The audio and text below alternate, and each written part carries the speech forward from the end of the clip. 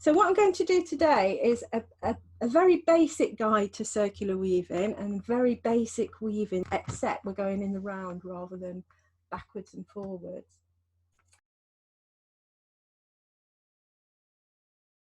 So today I went out in my garden, and that's one end of the willow, and I'm just going to show you how long it is. Quite a long piece of willow. And what we've got here at one end is, this is new growth. Can you see there's a little slight difference between that growth there and this growth here?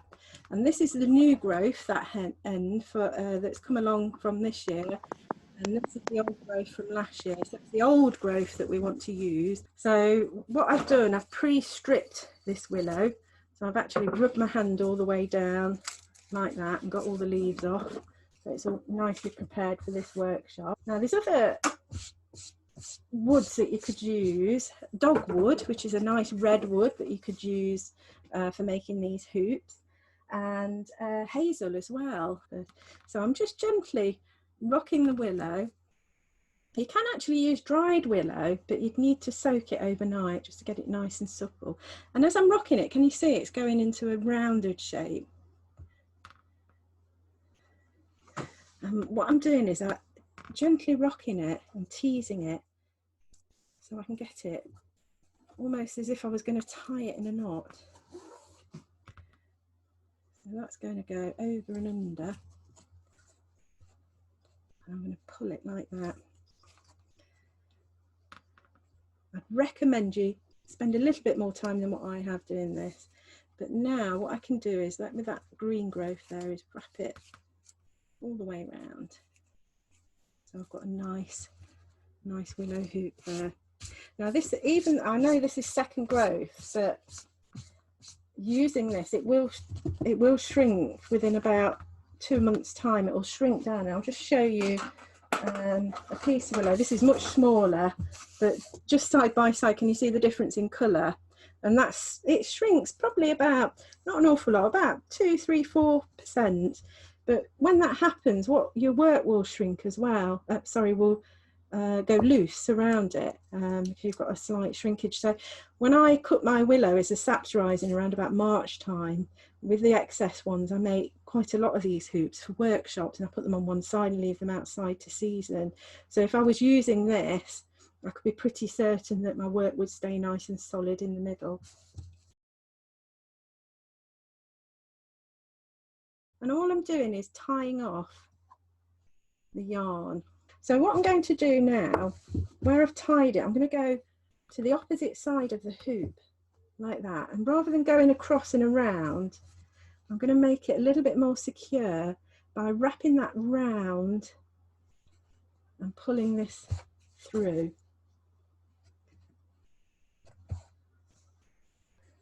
Like that. And what that does, it stops it from sliding from side to side.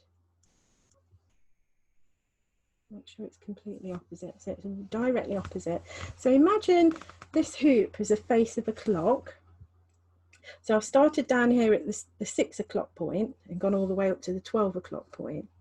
And what I'm going to do now is go back and across, and about 1 inch away from where I started, at what we would call the 7 o'clock point, I'm going to go around again. So around, and then I'm going to take that over and back over the hoop again. And then I'm going to go to the opposite side and go to where it will be 1 o'clock. So around,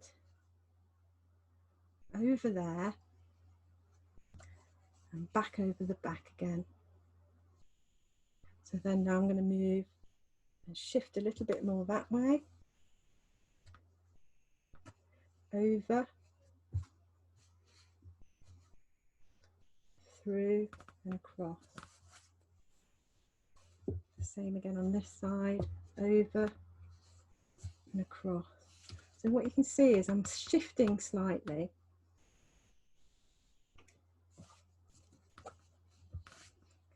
To make the spokes or warp threads. This is where we could do with the speed button, couldn't we? Speed it up a little bit.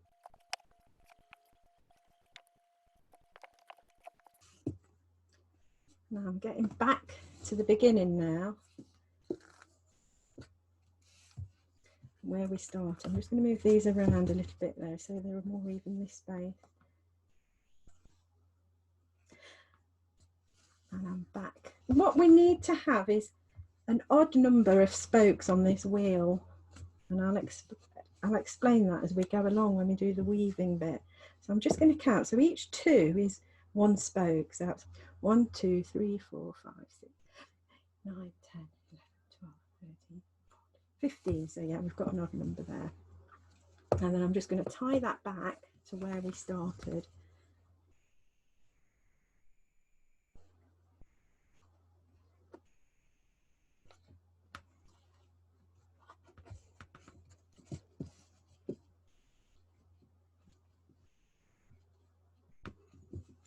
There we go. Snip that off. You could leave that if you wanted that as a hanger, but I'm going to snip that off for now so it doesn't get in the way. Okay, so what we've got here, let's move those across a little bit, is it's almost like a star shape. And the first thing we need to do is start weaving. I've started with this lovely purple yarn because you can see more clearly under this lamp what I'm doing. And I wouldn't recommend you do it much longer than the length of your arm to start off.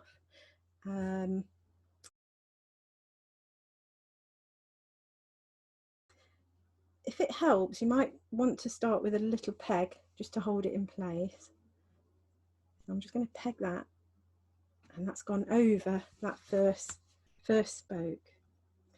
And then I'm going to start weaving by going under the next one, over the next one. So it's those 2 there, I'm going over, under this one, over, under, over, under, over, under, over.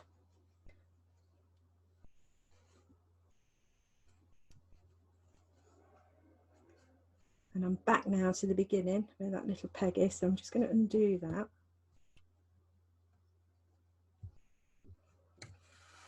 And give that a tug.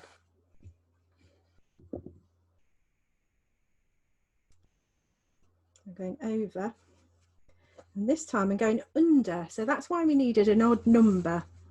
So when we get back to the beginning, we're going opposite to what we did at the start. So we're actually going where that one was over, we're going under it. And I'm just going to give that a bit of a tug. And what's happening here is that all the spokes are coming together. The first few rounds are a little bit tricky and fiddly. Once you get going, it gets a lot easier. So this is the second round. And you'll be able to see more clearly what I mean about it becoming the opposite on the subsequent rounds. Let me just do a couple more, and I'll bring it close up to the camera so you can see.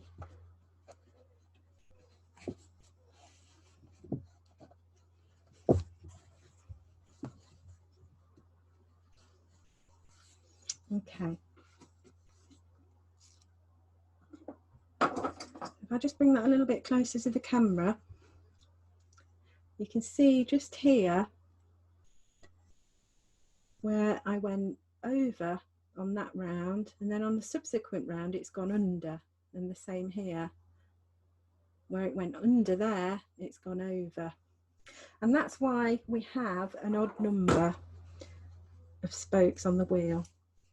I'm just going to keep going around a few more, and then I'm going to show you how to change colour. The lovely thing about this is you can do it with your fingers. You can, if you want, thread a needle and do it as if you're sewing under and over. But I like doing it with my fingers. It's quite meditative as you go round and round. So you can tug that if you want a nice tight weave, give it a little bit of a tug.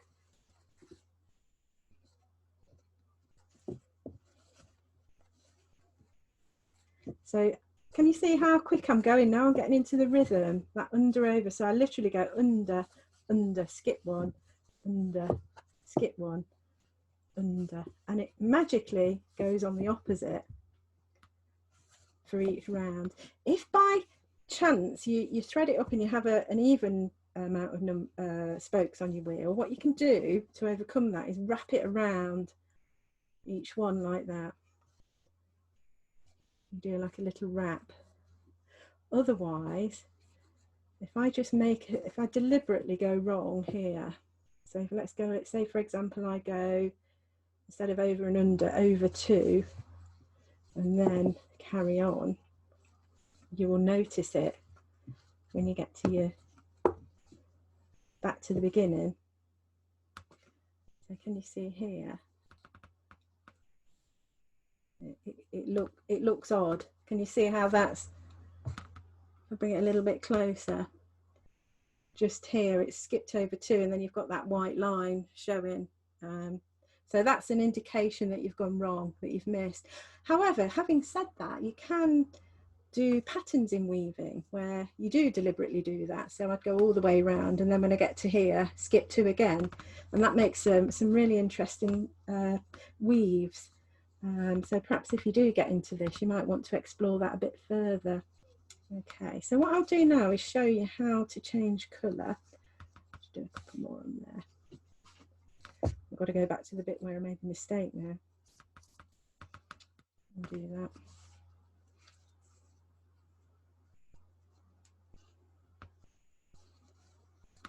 So what I'm going to do is drop that down to the back. I'm just going to snip that so it's a little bit shorter. Leave about an inch. And then this is my new colour. So I've done a nice bright fluffy orange, and you can see it clearly. So here, where I did that last stitch, so where I've gone over, I'm just going to go over that one more time. I'm just adding that over as well, like that. And then on the back, I'm just going to catch those with my fingers. You see there, so they're trapped between my fingers. And then I'm going to carry on going under and over as I did before.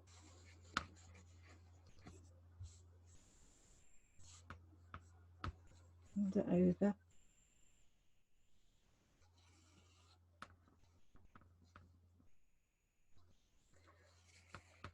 Once you get back to where you started, you can let those drop at the back.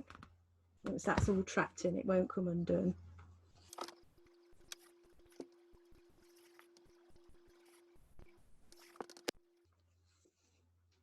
You can see the layers are building up.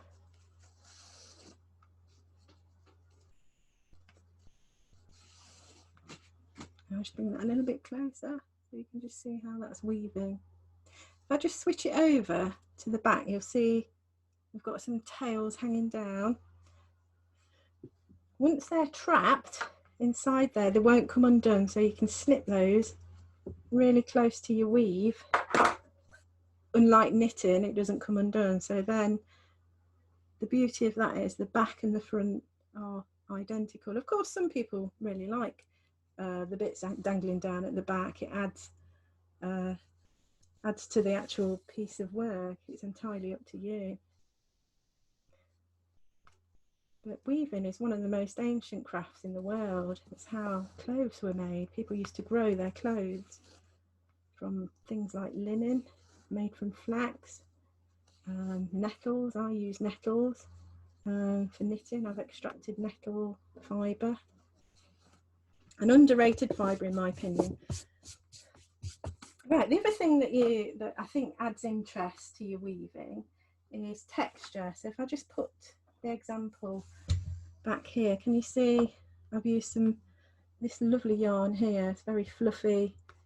I don't know what the name is for it. They've got like little neps in them, what we call in spinning neps, but it's quite thin. So if you're using a thinner yarn, I recommend that you double it and then weave that in. So if you remember where you finished your last stitch, just drop that in there, turn it over, hold it between your fingers and start weaving again. It's a little bit more fiddly with these types of yarn, so you need a little bit more patience. But as you build that up, you get some really, really interesting effects.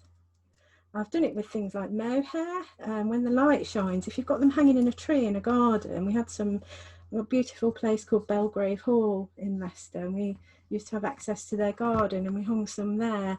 And when the sun hits them, you get some really beautiful effects coming through the mohair.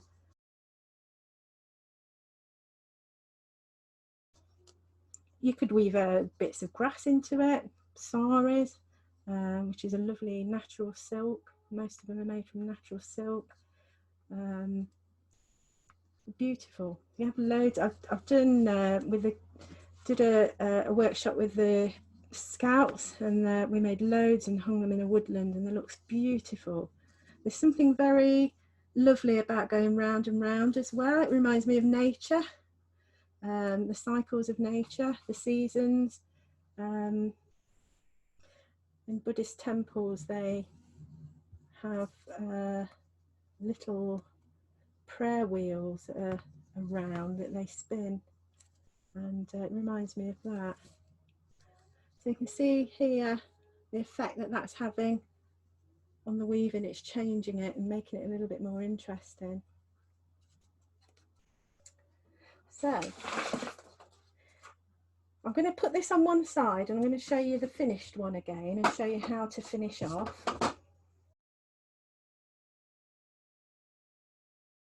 So I've got a darning needle here, but you could manipulate it with your fingers if you haven't got a darning needle. Just thread it through there. So where I finished, I've dropped it through to the back, and I'm just going to thread this through the darning needle. And then I might bring it a little bit closer for you. You can see where the warp threads have been going, the weft threads have been going over and under this strand here. And what I'm going to do is push the needle down there a little bit and pull it. So that's nicely tucked away, that last thread there. And then I'm going to get my scissors and very carefully cut all these dangly bits off the back.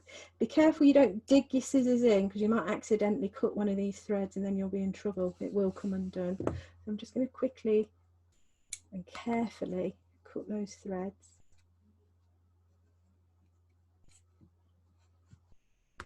This bobbly one is a bit difficult to cut because I don't quite know where the ends are. And what we have here is a lovely circular weaving that's the same on both sides. Now notice I haven't gone up to the edge, because I find if you go all the way up to the edge, you can if you want to, but if you do, you kind of lose the integrity of the willow. I really like it when they're sort of suspended in midair. It's almost like a giant spider holding onto its web. But there's no reason why you couldn't go up to the edge. You know, that's absolutely fine. It's really down to your choice.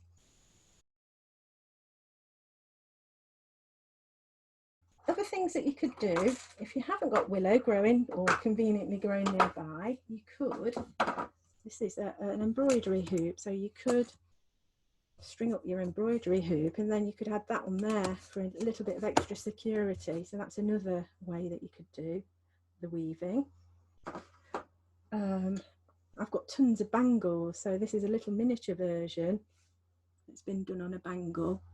And instead of using wool, I've used some finer sort of embroidery thread here. I really like that one. Put some rainbow colours on that one. The other thing you could do is you could reuse your hoop. So I could, if I wanted to, I could cut this off. After I've done all that hard work, I'm actually destroying it, but I'm not. I'm just going around and cutting all the warp threads.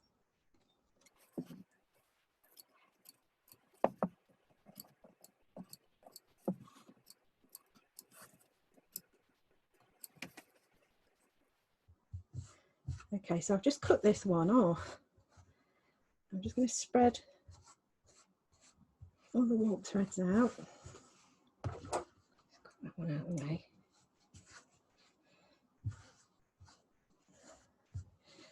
And then to make it secure, what you do is you take a strand from each side and tie them together like that.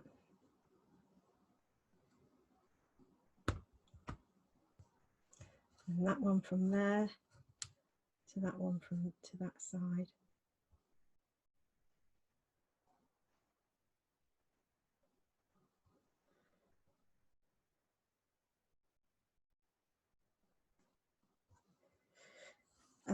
You need to go all the way around doing that, but obviously for time we won't. And then once you've done that, like we did when we were tying off the last strand, I'm just going to insert my needle down one of the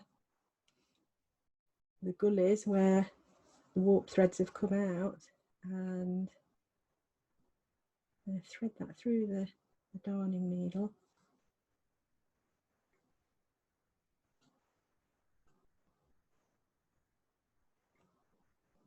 Like that, and pull it through. So that's hidden inside. And I'll show you one that's complete. So here's one that I've tied off.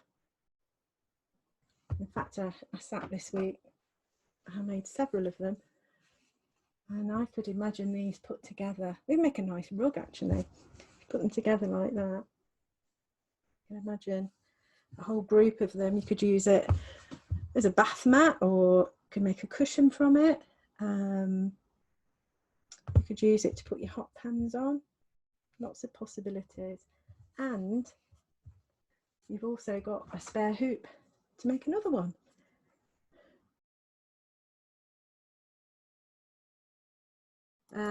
Yeah, it was a wicker willow basket with a lovely wicker lid, and I've had it years and years, probably over 20-25 years, and my kids sat on it and broke it, and I had just the edge of the willow basket, the wicker basket for ages, and I didn't know what to do with it.